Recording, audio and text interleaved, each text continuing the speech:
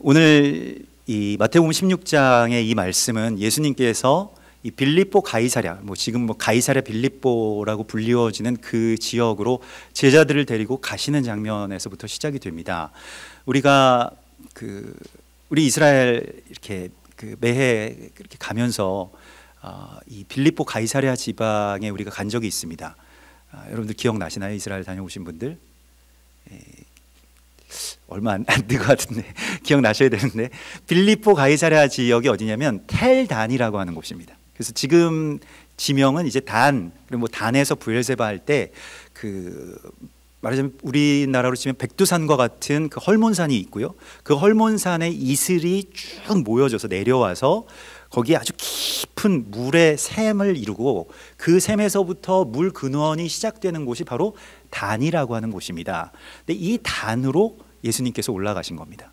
그러니까 지금 그냥 이 지명은 보통 지명이 아닌 것이고요. 이 단이라고 하는 곳이 어떤 의미를 가지고 있냐면 열왕기상 12장에 보면 여로보암이라고 하는 왕이 그 솔로몬 왕과 이렇게 다윗 왕조의 반역을 일으켜서 새롭게 나라를 세우죠. 북이스라엘이라고 하는 나라를 세우고 거기에다가 금송아지 신상을 세운 곳이 바로 단입니다.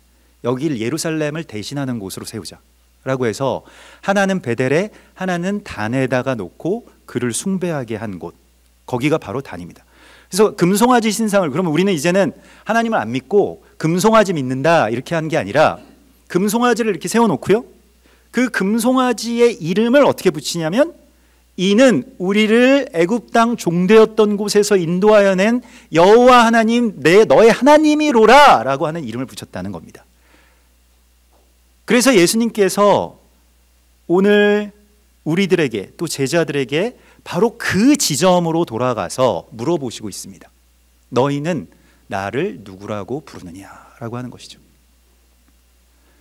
다 우리 예수님 믿고요, 다 여러분 하나님을 믿습니다마는 우리가 인식하는 방식, 그러니까 하나님에 대해서 우리가 어떤 하나님으로 믿느냐, 어떤 예수님이냐 라고 하는 것에 대해서 주께서 우리 가운데 아주 근본적인 근원의 질문을 우리 가운데 던지고 계십니다.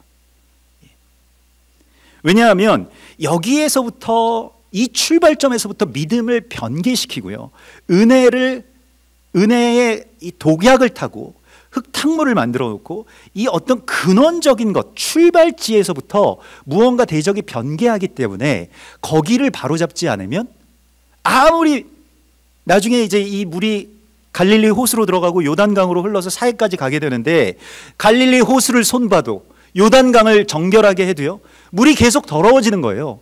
물 근원이 더럽혀져 있기 때문에요. 거기에서부터 계속 물이 나오는데 그 근원만 더럽혀 놓으면 되지 않겠어요? 대적이 가장 중요한 곳을 취하려고 하지 않겠습니까? 거기가 바로 단이고, 여기서 말하고 있는 빌립보 가이사랴 빌립보라고 하는 곳입니다. 그래서 하나님께서 우리 가운데 묻고 계십니다. 과연 너희는 하나님을 어떤 하나님으로 믿고 있는 거냐? 너희는 예수님을 어떤 예수로 알고 있는 것이고 믿고 있는 것이냐? 라고 우리 가운데 묻고 계신 거예요. 사람들이 자기의 생각 속에서 하나님을 다 변형시킵니다. 자기의 틀 안에 금을 부어가지고 신상을 만든다라고 하는 것은 자기의 주물, 자아의 인식, 자기 생각, 자기 철학, 자기 신학, 자기 문화 안에서 하나님을 그렇게 변형시켜 버립니다.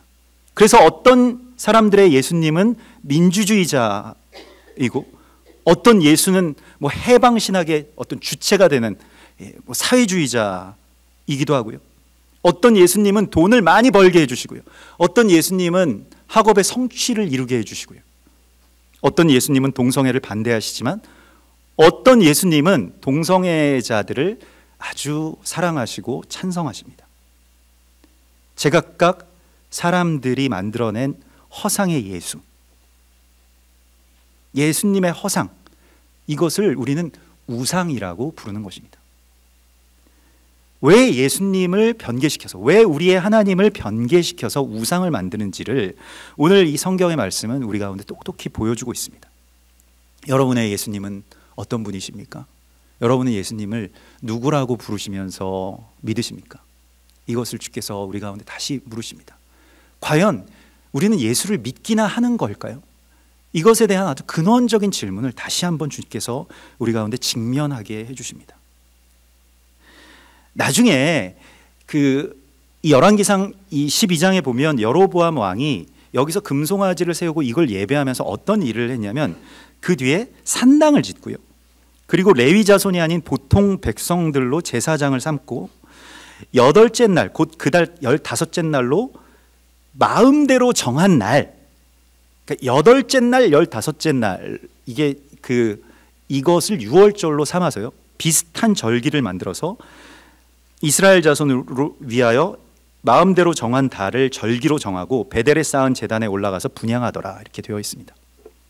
그러니까 그 절기의 시간들을 다 바꾼다라고 하는 것이죠. 우리가 내일이 되면 크리스마스 이브이고요, 또 화요일에는 크리스마스 당일입니다. 온 교회들이 이 땅이나 뭐 전 세계의 교회, 뭐 카톨릭, 뭐 아무튼 뭐 할 것 없이 다 성탄을 기념하고 시키죠. 성탄의 근원에 대해서 우리가 알아야 됩니다. 성탄은 12월 로마 시대의 12월 21일부터 31일까지 사투르날리아라고 하는 로마의 농경신이 있습니다. 그러니까 여로보암이 세운 황금 송아지와 꼭 같은 것인데요, 농사 잘 되게 해주고 돈 많이 벌고 풍요롭게 하고 아무 걱정 없이 맨날 배부르게 먹게 해주는 바로 그 신입니다. 그 농경신, 다른 발음으로는 세턴이라고도 이렇게 부르는 바로 그 신이죠. 그 신의 축제일이 이 기간에 있고요, 이 축제일 가운데의 하이라이트가 12월 25일이 됩니다. 12월 25일은 태양신인 미트라가 소생하는 날입니다. 부활한 날입니다.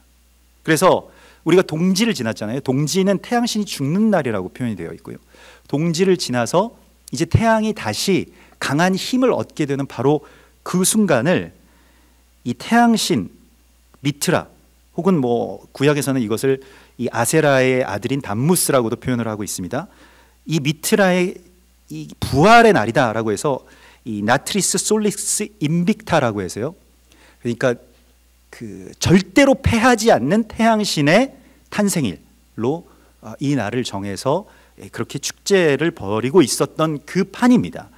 그런데 거기에 성경에 전혀 나와 있지 않은, 아무런 근거도 없고 우리 가운데 아무런 명령도 없는 예수님의 생일이라고 하는 것을 거기에 접목시켜 가지고요, 이 날을 바꾸어서 교회의 모든 절기, 다른 성경에 나와 있는 모든 절기, 여호와의 절기를 다 없애고 크리스마스로부터 우리 시작한다라고 하는 것이 바로 이 날이었습니다. 12월 25일이라고 하는 것은 원래 고대 페르시아 바벨론의 이 이시타르의 아들 담무스의 축일이었고요, 여기서부터 나온 그 모든 이야기, 그러니까 결국 기독교의 출발을 태양신 숭배로 만들어버린 겁니다. 출발점을요. 베들레헴에 제가 갈 때마다 막 화가 나가지고 견딜 수가 없는 그 지점이 하나 있는데, 구유광장이라고 하는 곳입니다. 거기 구유광장에 가보면 큰 벽화가 있어요. 그 벽화는 굉장히 고대의 벽화도 아니고 최근에 그려진 것인데, 카톨릭에서 그린 것인 굉장히 조악한 모습인데요, 역대 이스라엘을 방문한 교황들의 요한 바오로 2세나 그런 교황들이 아주 크게 아주 어마어마한 빅 사이즈로 그려져 있고, 그 발 아래 예수님이 거의 이 발가벗겨진 아기 예수의 모습으로 그 안에서 확 웃고 있습니다. 그러면서 교황들이 다 예수님을 발밑에 두고 이렇게 축복하는 모습이에요. 기독교를 그렇게 시작한 겁니다. 그러니까 예수님을 그냥 아주 무력한, 아무것도 못하고 그냥 귀여운 어떤 이 액세서리 정도, 귀걸이, 목걸이, 이런 식의 어떤 그냥 우리의 삶에 있어서 좀 아주 쉬운 존재로, 그리고 내 마음대로 들었다 놨다 할 수 있는 어떤 그런 존재로 만들어서 거기서부터 기독교는 시작한다, 우리의 시간은 여기서부터 시작한다라고 그렇게 믿게끔 했다라고 하는 것입니다.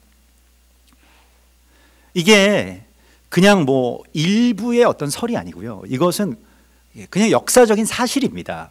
그래서 초대교회도 뭐 당연히 크리스마스를 지키지 않았고요. 나중에 그 교황에 반대하는 그 작은 공동체들 있지 않습니까? 나중에 이제 청교도까지 이어지게 되고, 그 전에 뭐 그 모라비안이나 또 그 이전에 그런 공동체들은 이 크리스마스에 대해서 다 반대하고 지키지 않았습니다. 우리 아이들 뭐 크리스마스 카드 만든다고 X 쓰고 마스 이렇게 쓰지 않습니까? 저는 그것도 사실 개인적으로 마음에 들지 않는데, 뭐 X가 이제 크리스토스라고 하는 이 예수라고 하는 그 라틴어의 어떤 뭐 약자이긴 합니다만은, X는 또 X잖아요. 마스라고 하는 것은 예배라는 뜻입니다.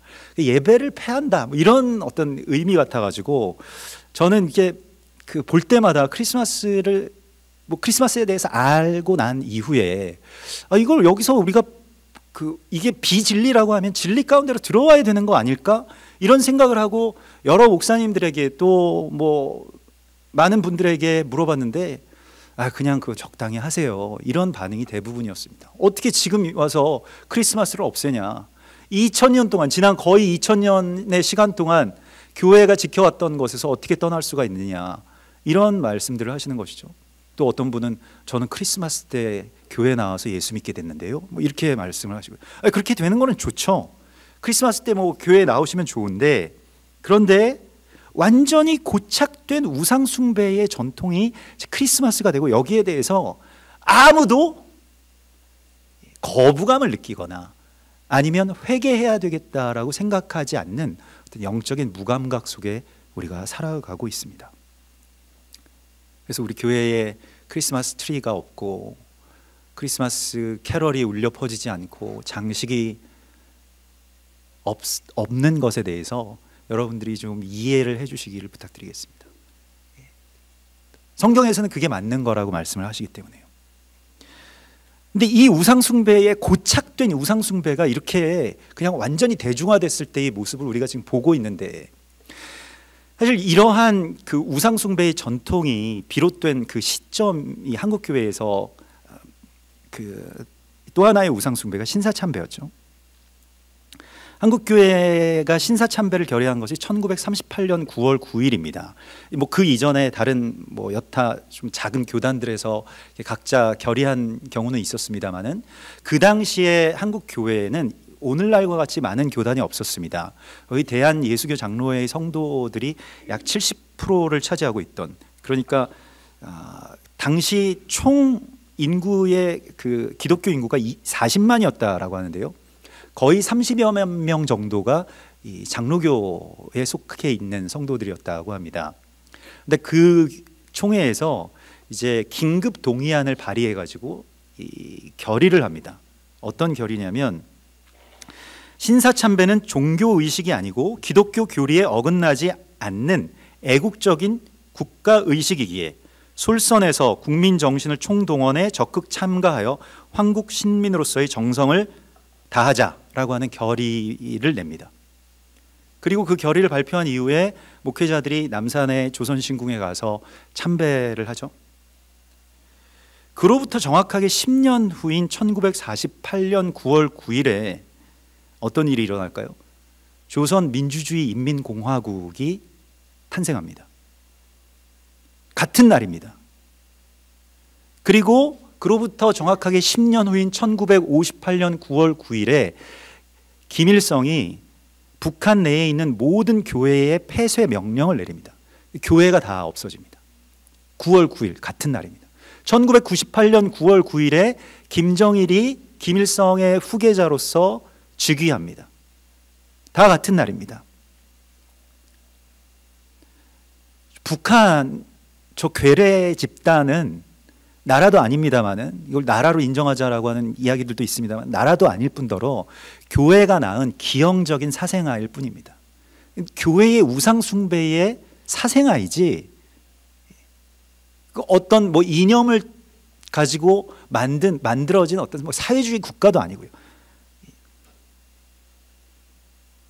그 치욕스러운 날이 되어버린 바로 그 날에서부터 한국 교회는 변질되기 시작했습니다.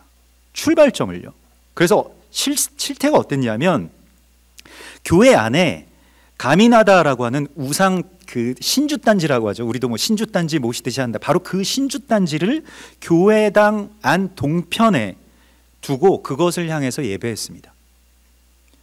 그 순서는 기도, 소원 간구, 찬송, 손뼉치기, 예물 바치기, 황국 신민서 낭독으로 이루어졌고요.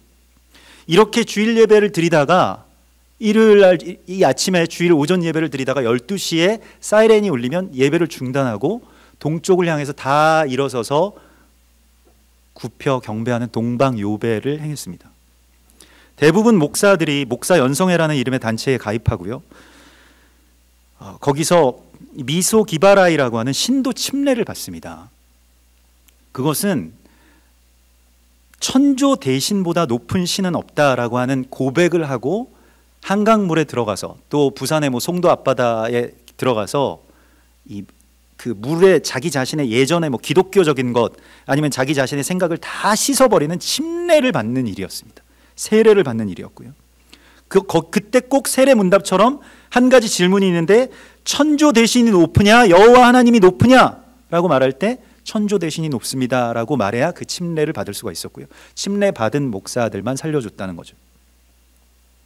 장로교회는 성도들의 헌금으로 그 1938년부터 국방헌금을 158만 원을 내고요. 158만 원이라고 하면 지금으로서는 뭐 어떻게 상상이 되지 않는 돈입니다만은 당시 전투기 한 대 값이 15만 원 정도 했다고 합니다.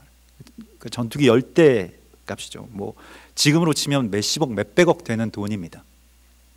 그리고 전투기 한 대에는 조선 장로교회호라고 하는 전투기를 그렇게 헌물을 하는, 그것도 천황에게 바치는 어떤 그러한 제사를 드립니다. 그 이후에 어떤 일들이 일어났을까요? 신사참배 이후에 대적은 완전히 교회와 이 나라의 권세를 취하게 됩니다. 그래서 어떻게 합니까?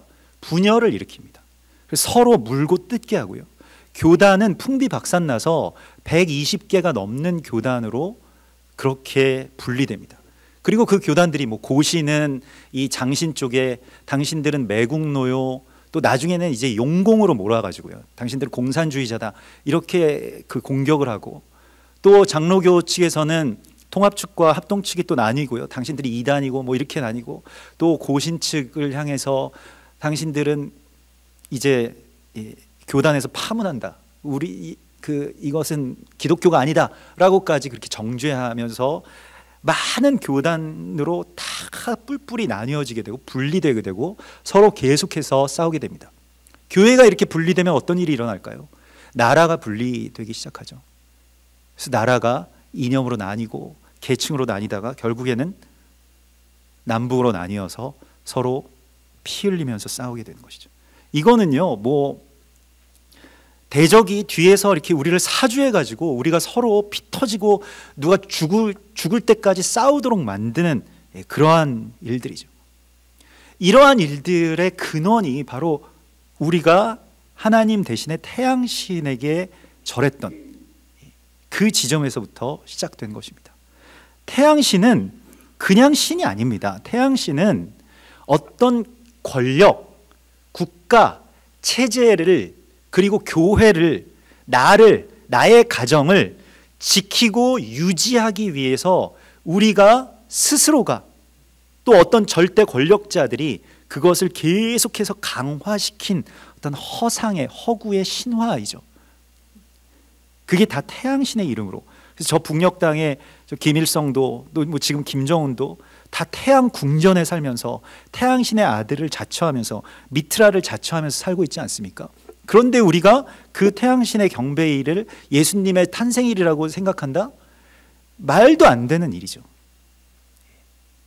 남들은 다 그렇게 하니까 그냥 이상하게 튀려고 하지 말고, 그거 알았으니까 괜히 아는 척하지 말고 그냥 평범하게 예수 믿고 적당하게 살아라 라고 세상은, 또 대적은 우리 가운데 말하고 있습니다. 만일 크리스마스를 따르지 않아서, 아니면 태양신을 숭배하지 않아서 이상한 사람이 되고 또 결국 감옥에 투옥되고 순교한다고 할지라도 우리가 그러한 길을 걸을 수 있겠는가? 이것을 하나님이 다시 우리 가운데 묻고 계십니다. 사실은 그것이 우리가 지금 지금 상황에서 그렇게 할 수 있습니다라고 말을 할 수 있는 분들도 계시겠습니다만은, 이번에도 제가 이제 일본의 그 이후에 한국교회 대표 목회자들이 일본의 이 7개 신사와 이 황릉과 황궁을 돌면서 7개 지점 가운데 가서 그 실제 참배를 하고 거기에 어떤 영적인 주술과 결박을 받은 그 지점을 똑같이 같은 순서로 같은 일정으로 그곳을 이제 돌면서 회개 기도를 하였습니다마는 그 마음이 굉장히 무겁고, 다른 목회자들 분들도 그런 말씀들을 하셨는데, 내가 만일 그 시대에 살았으면, 내가 만일 1938년에 목회자였다라고 한다면 여기에 오지 않을 자신이 있는가? 이 질문이 떠나질 않는 거예요. 거기에서 자유롭지가 못한 거예요. 그리고 그분들도 교회를 지키겠다고, 성도들을 보호해야 된다고, 우리 가정을 혹은 나를 이 신앙에서 완전히 끊어지지 않는 어떤 적절한 타협의 지점을 찾아낸 것일 뿐이라고 하는 것에서 떠날 수가 없었습니다. 나도 그 자리에 있었다면 여기에서 무릎을 꿇었겠구나 라고 하는 그 절망감이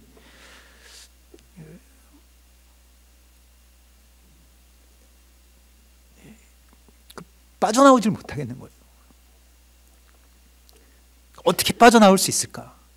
어떻게 나도 그 시간에 돌아간다면, 지금 또한 그러한 세상이 다시 우리 가운데 온다면,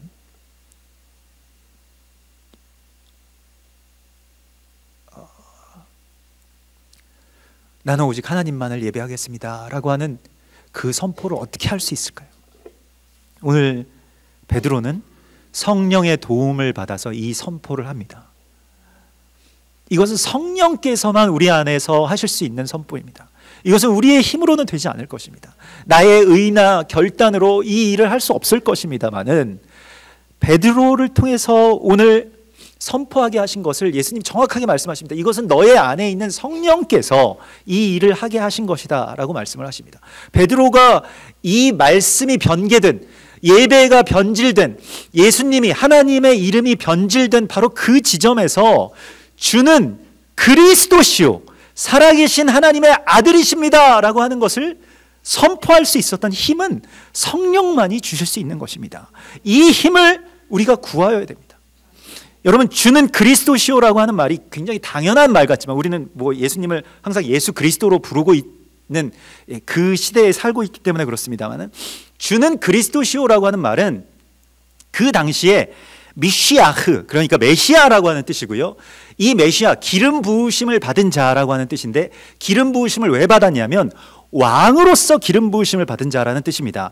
그러니까 예수님이 그냥 어떤 영적인 존재, 그냥 나를 포근하게 평안하게 내 상처를 보듬어주고 나를 치료해주고 나 돈 잘 벌게 해주고 이런 하나님 예수님 말고, 그리스도, 통치자, 왕이신 예수 그리스도, 저 태양신이 통치하는 것이 아니고, 저 황제가 통치하는 것이 아니고, 시저가 통치하지 않고, 스탈린이 통치하지 않고, 히틀러가 통치하지 않고, 김일성이 통치하지 않고, 예수님이 나의 왕이십니다 라고 하는 것을 고백하는 것입니다. 그것이 바로 주는 그리스도이십니다 라고 하는 것을 고백하는 것이에요.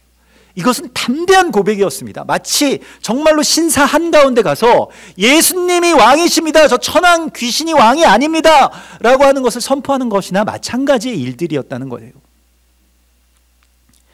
태양신 숭배는 왕권과 국가 권력을 강화하기 위해서 계속해서 강화되고 만들어지고 유지되는 것입니다. 권력을 가진 자가, 또 아니면 우리 어떤 내가 지키고 싶은 것들을 지키기 위해서 만들어내는 신화입니다. 거기에 결박하는 것이죠. 그래서 이 통치가 정말로 실제적인 왕의 통치, 국가의 통치, 권력의 통치가 예수 그리스도께 있다라고 하는 것을 우리가 선포해야 됩니다. 여러분, 이 통치는 이 세상의 다른 왕들이나 체제에 있는 것이 아니라 오직 우리 예수 그리스도에게만 있다라고 하는 것을 우리가 선포해야 됩니다. 이게 저 김일성에게 있는 것이 아니고요, 그렇다고 해서 박정희에게 있는 것도 아니고, 문재인에게 있는 것도 아니고요, 아베에게 있는 것도 아니고요. 그 누구에게도 이러한 권세는 없습니다. 오직 그리스도이신 예수아에게만 있는 것입니다. 우리가 세우는 나라는요, 대한민국도 아니고 조선민주주의 인민공화국도 아닙니다. 오직 하나님의 나라, 정말로 실제적인 그 나라를 우리가 세워야 되는 사명이 우리 가운데 있는 것입니다. 우리는 이것을 위해서 부르심을 받은 자들입니다. 왕정이든 민주주의든 사회주의든 자본주의든 공산주의든 모두 그거 어떤 체제도 하나님의 나라가 아닙니다. 하나님의 나라를 대체할 수 없습니다. 근데 우리가 어떤 체제가 하나님의 나라다? 아닙니다. 하나님의 나라는 그것보다 훨씬 더 큰 것이고요, 오직 예수님만이 통치하시는, 그의 법으로 통치하시는 나라입니다. 이 나라가 아닌 다른 나라를 주장하는 모든 주장들을 반대합니다. 그래서 어떻게 고백합니까? 주는 그리스도시요 살아계신 하나님의 아들이십니다. 이 아들이라고 하는 말도요, 시편 2편에 보면 어찌하여 열방이 분노하며 민족들이 허사를 경영하는고 세상의 군왕들이 나서며 저들의 맨 것을 그 결박을 벗어버리자고 꾀하는 그 대적, 그 태양신 무리들, 그러한 세상의 권력자들 앞에서 주께서 명령을 내리시죠. 내가 여호와의 명령을 전하노라. 여호와께서 내게 이르시되 너는 내 아들이라. 오늘 내가 너를 낳았도다. 그의 아들에게 입맞추라. 그렇지 아니하면 내가 너희를 철장으로 부술까 하노라. 이렇게 말씀을 하십니다. 그 아들만이, 하나님의 아들이신 예수와만이 이 땅을 다스리신다라고 하는 선포입니다. 그러니까 하나님의 아들이십니다라고 할 때 그냥 뭐 조그만 애기 이런 모습이 아닌 거예요. 하나님의 아들이 이 땅을 철장으로 이 모든 세상의 권력을 깨뜨려 부수시고 당신의 법으로 이 세상을 다스리시는 바로 그 왕의 즉위를 지금 베드로가 선포하고 있는 것입니다. 주는 그리스도시요 살아계신 하나님의 아들이십니다. 당신이 통치자이시며 당신이 왕이시며 당신이 이 땅을 다스리시는 분이십니다 라고 하는 것을 선포하고 있는 것입니다. 이 선포를 대적의 심장에서, 그 변개된 바로 그 지점에서 하는 이 일을 회개라고 하는 것입니다. 요한계시록에서도요, 너희가 넘어진 바로 그 자리로 돌아가서 이렇게 말씀하시죠. 그래서 그러므로 어디서 떨어졌는지를 생각하고, 요한계시록 2장 5절의 말씀입니다. 너희가 어디서 떨어졌는지를 생각하고 회개하여 처음 행위를 가지라. 그리하지 아니하고 회개하지 아니하면 내가 네게 가서 내 촛대를 그 자리에서 옮기리라. 어디서 떨어졌습니까? 어디서부터 우리는 태양신을 하나님이라고 숭배하기 시작했나요? 그 지점에서부터 다시 돌이키라고 말씀을 하십니다. 어떻게 해요? 우리의 선포를 통해서, 우리 안에서 선포하게 하시는 성령의 선포를 통해서 거기서부터 회복하는 것입니다. 주님이 다스리시는 나라를 세우는 것, 그 안에서 우리가 영원히 살게 될 것에 대해서 다시 우리에게 꿈꾸라고 말씀하십니다. 이것이 예수 믿는 것입니다. 예수 믿는 것이 예수님을 자기 마음대로 바꾸어 가지고 예수님은 이런 분이실 거야, 그냥 이런 분이라고 내가 믿을 거야 라고 그냥 결단해 버리는 것이 예수 믿는 것이 아니고요, 예수님은 왕이십니다. 정말 통치자이세요. 사회, 정치, 군사, 문화, 이 모든 것들을 다 다스리시는 바로 그 왕, 그 한 분 예수, 나는 그분의 백성입니다 라고 하는 것을 선포하는 바로 이 자유 가운데로 우리가 다시 나아가라고 주께서 말씀을 하십니다.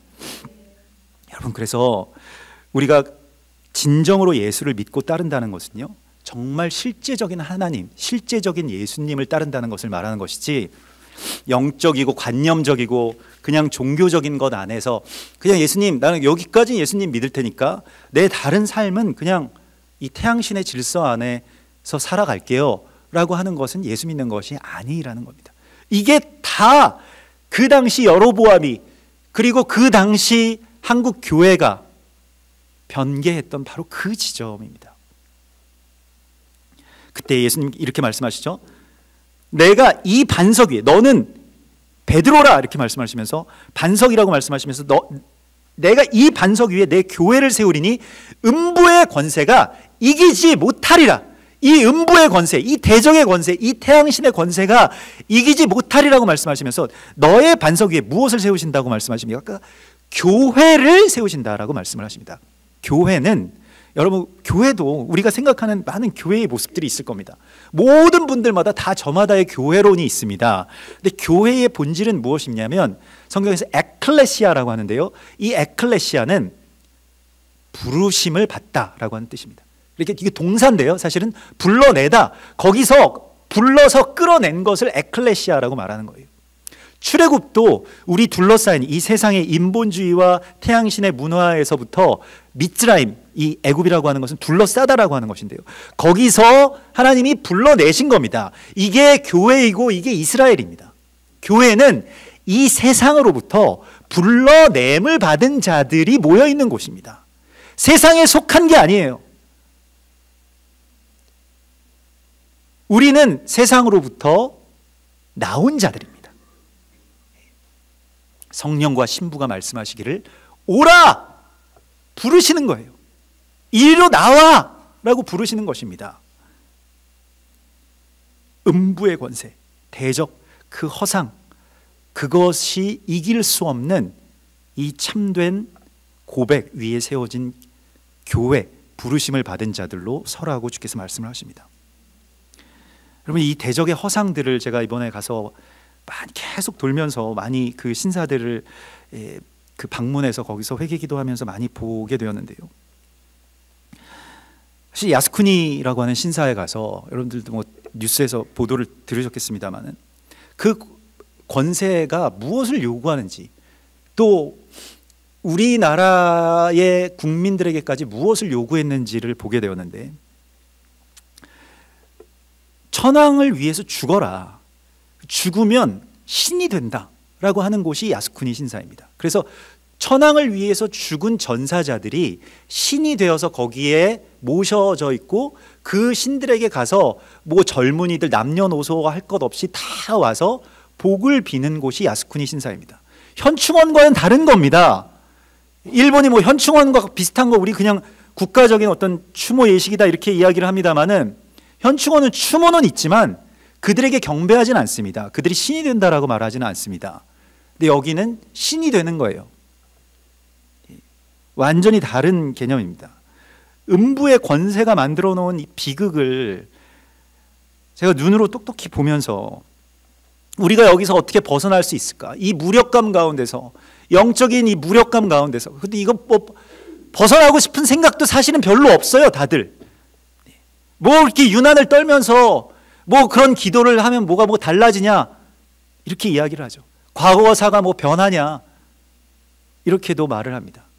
그러나 회개라고 하는 것은 다니엘이 70년 전에, 또 그 이전에 하나님 앞에 범죄한 조상들의 범죄를 자기의 죄로 인식하고 회개했던 것과 같이 나의 현재에 대한 결단이고요, 미래에 대한 소망으로 다시 나아가는 것이지, 그냥 주술적으로 내가 여기서 예전에 있었던 일을 지금 주술로 풀고 이런 이야기가 아닙니다.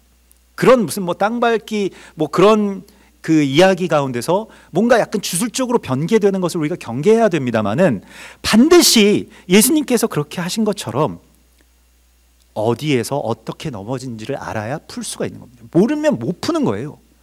그렇잖아요. 뭐 이렇게 막 악성 코드를, 암호를 걸어서 막 어떤 해커들이 이렇게 컴퓨터에 걸어 놓으면 뭐 어디서 어떻게 걸렸는지 모르니까 못 풀잖아요. 그걸 알아야지 풀 수 있지 않겠습니까? 그래서 그걸 오랫동안 연구하신 그 일본의 노조무 이 교수님하고 타케모토 노조무 교수님이랑 같이 그곳을 다니면서 그 영적인 결박의 실체가 뭔지에 대해서 같이 나누면서 이렇게 기도했는데요, 거기에서 뭐 여러 경험들이 있었습니다만은, 한 가지는 이제 그 일본의 조총련인데, 이제 그 아주 기적적으로 예수님을 영접한 어떤 자매가 있습니다. 이렇게 김직미 선생님이라고 하는 그 선생님이신데, 조총련 학교의 선생 교사를 하고 있죠. 예전에 그 7년 전에 한번 제가 한국에, 그분이 처음 예수 믿고 얼마 안 돼서 한국에 왔을 때 우리 그 교회를, 한세사랑 교회를 방문한 적이 있어서 한번 잠깐 만나서 뭐 같이 임진각에 간 적이 있어서 기억이 났는데, 7년 만에 다시 그 교회에 가서 만났는데 사람이 완전히 너무 달라진 거예요. 그때는 굉장히 어두웠고 또 침울했고 또 막 혼란스러워했고 막 이랬는데 7년 동안 이 빛 가운데 거하는 사람이 어떻게 되었는지를 보니까요, 굉장히 정말로 기적을 보는 것 같았습니다. 뭐 너무 환해지고 깔깔 웃고 같이 기도하고, 그리고 이제는 조선학교를 그만둘까 하는 기도를 하고 있다고 그런 말을 하더라고요. 일본에서 차별받으면서 살면서도 내 조국의 정체성을 붙들어야 되겠다라고 해서 자신의 조국을 저 북으로 생각하고 그렇게 믿어왔던 사람입니다. 근데 그걸 버릴 수 있게 된 것이 주는 그리스도시요 살아계신 하나님의 아들이십니다 라고 믿은 그 믿음의 고백 위에서 이것이 변하게 된 것을 보았습니다.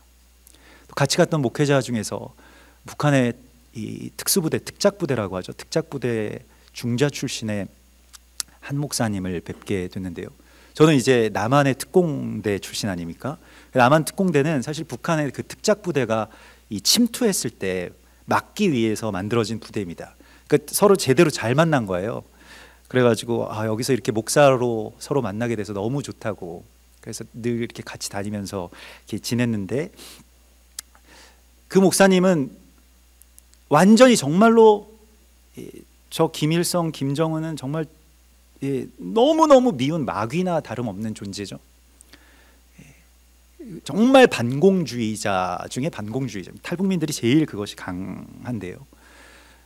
그런데 조선학교도 들어가서 같이 예배드리고 또 그 김직미 선생님도 같이 함께 위로하고 같이 기도하고 하는 그러한 모습이요. 사실은 있을 수가 없는 일인데 조총련들은 북한 사람이나 마찬가지이기 때문에 탈북민들은 조국을 배신한 배신자라고 생각하고 아주 경멸합니다. 탈북민들은 조총련들을 아직 정말로 아무것도 알지 못하는 정말 그 유치하고 미개한 사상 수준에 속한 사람이라고 정말로 또 경멸하죠. 근데 그 두 분이 만나는데 전 되게 조마조마했거든요. 둘이 싸울까 봐. 사실 그런 일들이 종종 왕왕 일어납니다. 그런데 두 분이 같이 기도하더라고요. 좀 깜짝 놀랐습니다. 또 같이 울면서 기도하고요. 그래서 조총련 학교에도 우리가 그냥 뭐 선물 주고 게임 진행해주는 그러한 사람들로 들어가서 같이 만나는데, 마침 그 선생님 외에 다른 교장 선생님이랑 다른 분들이 다 뭐 아이들 하교시키는 것 때문에 다 나가게 되어서 학교가 비게 되었어요. 2층은 조총련 사무실이고 1층이 조총련 학교인데 거기에서 우리 통성으로 같이 기도하고 찬양했습니다. 김일성, 김정은 초상화가 있는 바로 그 밑에서 하나님 찬송하는 그 찬송이 이제 울려 퍼지게 되는 것이죠. 얼마나 감사한 일인지 모르겠습니다. 이런 일이 어떻게 있을 수 있을까?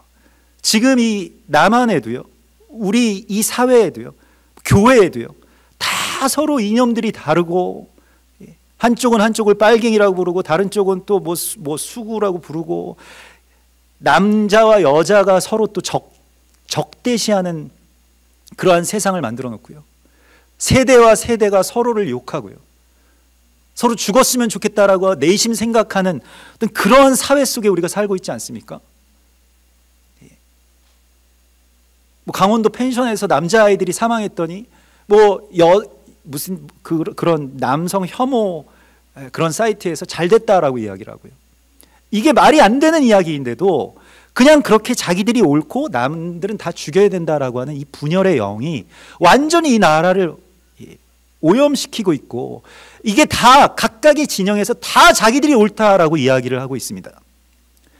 그래서 저처럼 이 박쥐 같은 회색 분자같이 이쪽에도 섰다가 저쪽에도 서고 이쪽도 아니고 저쪽도 아닌 사람들은 항상 얘기 들을 때마다 불안한 거예요. 그게 맞죠, 맞습니다 라고 하는데 또 아닌 부분도 있잖아요. 항상 누구하고나 말씀 나누긴 합니다만은 다 모든 분들이 좀 찜찜하게 생각하시는 어떤 그러한 존재일 수도 있겠습니다만은, 그러나 그리스도 예수 안에서는 좌도 없고 우도 없고 차별도 없는 바로 그 나라, 정말로 예수님의 나라에서만 이러한 일들이, 이러한 분열들이 깨뜨려지겠구나라고 하는 것의 실상을 보게 되었습니다. 여러분, 이것은 어색한 이야기일 수도 있겠습니다. 여러분의 생각과 맞지 않는 이야기이실 수도 있기 때문에요. 그러나 하나님의 나라를 살아가는 백성으로 하나님 우리를 부르셨다라고 오늘 말씀하십니다.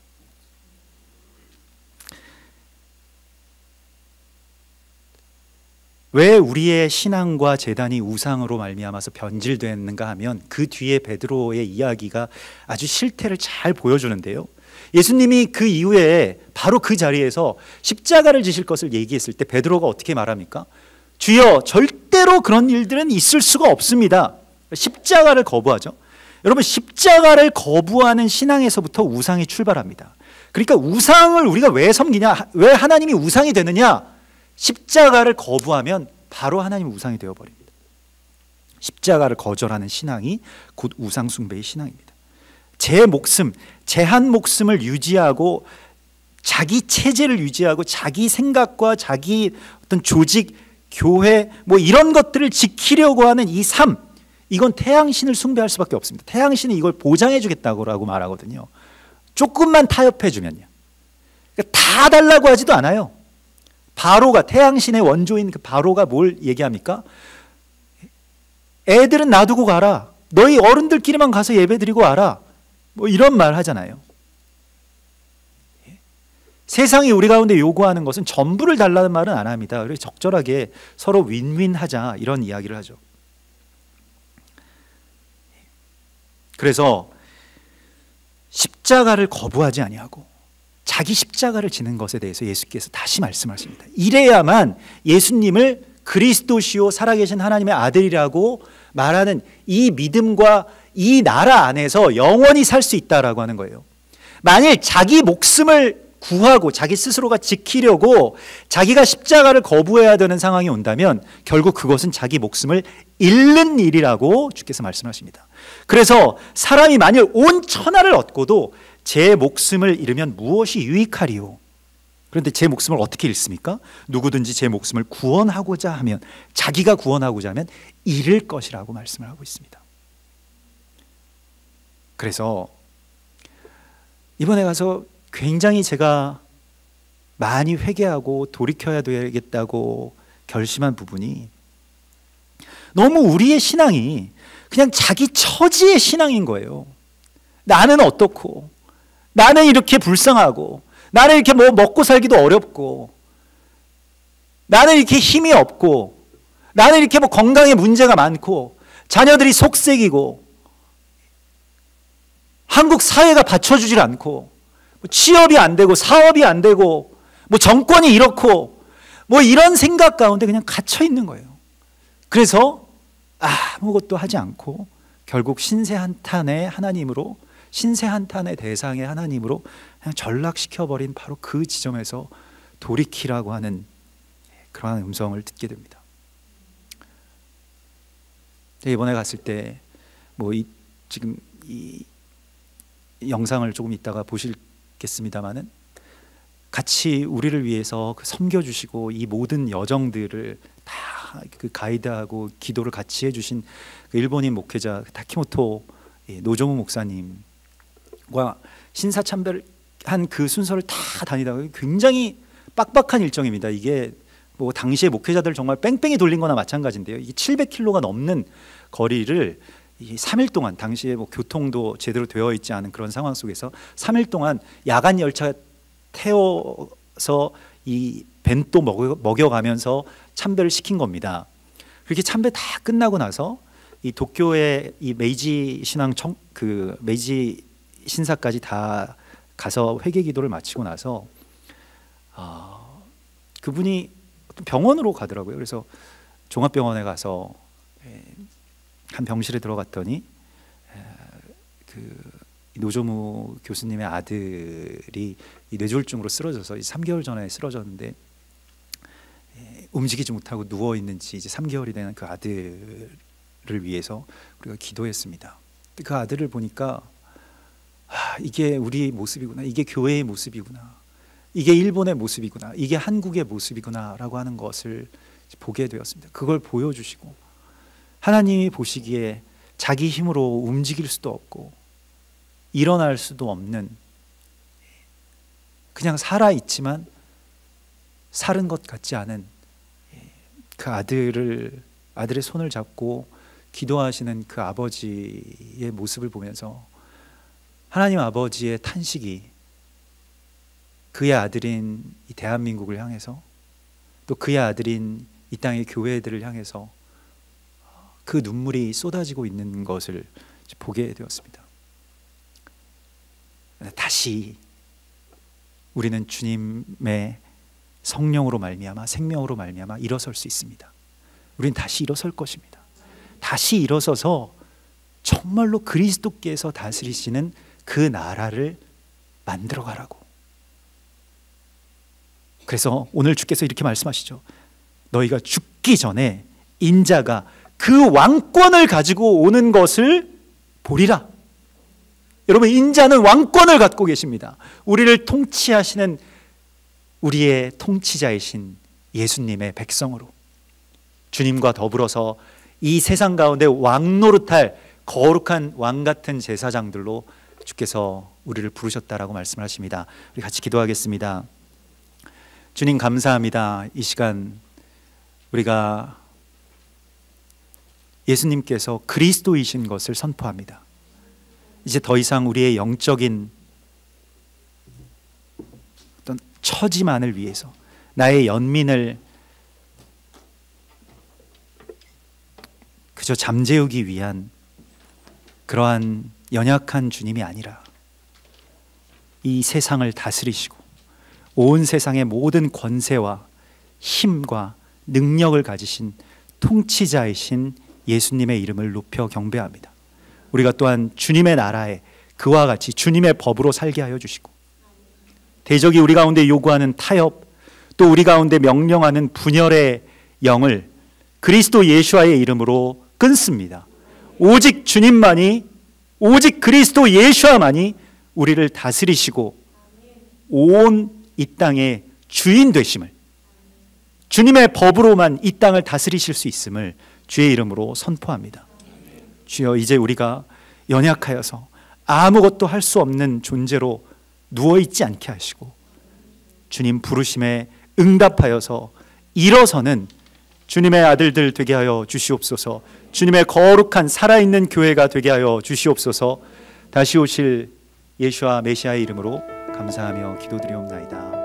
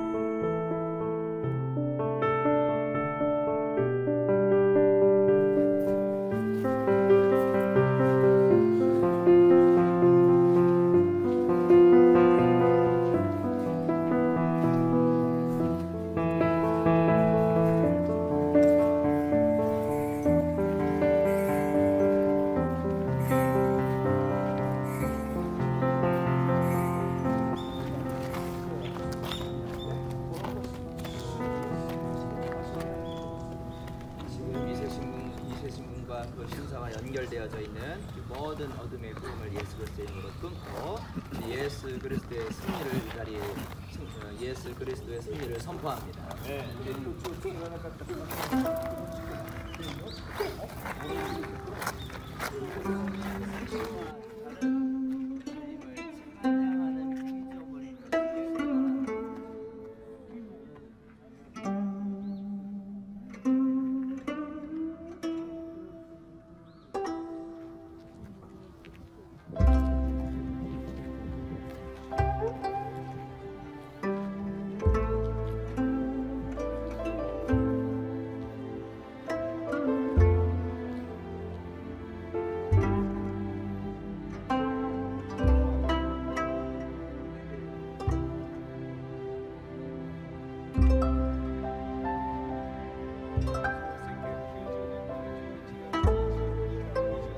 곳에 예수 그리스도의 이름의 권세를 놓습니다. その権威が日本全体にアジア全体に主イエスキリストの皆の権威が今日表されますように 그 권위가 이 일본과 이 아시아 땅과 이 땅 위에 주님의 그 권위가 흘러가게 하여 주옵소서. 아멘. 主イエスの皆によって祝福してお願いします 주 예수 그리스도 이름으로 축복하며 기도합니다. 아멘. 아멘.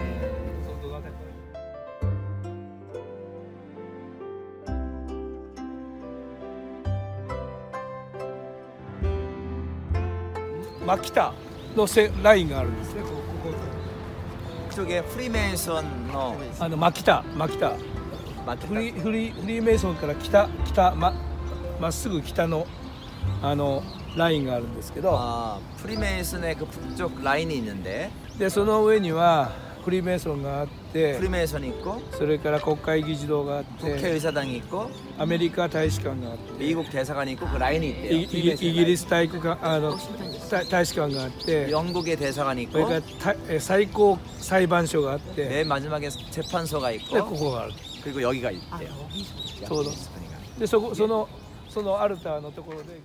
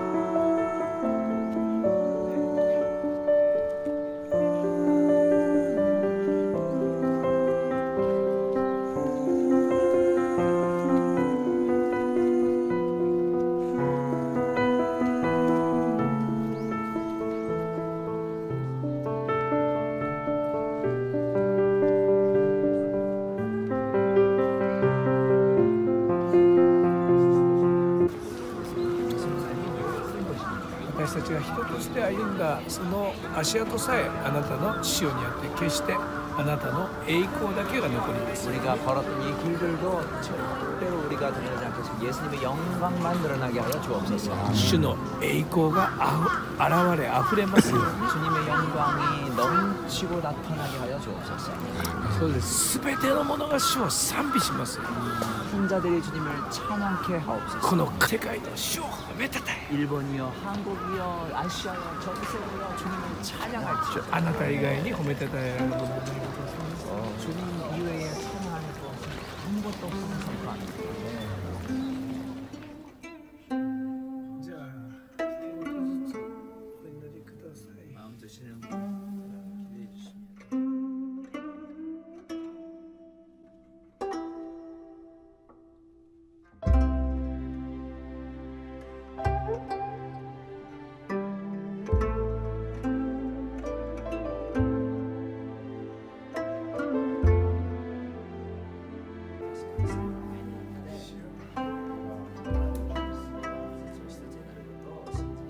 우리의 작은 발걸음이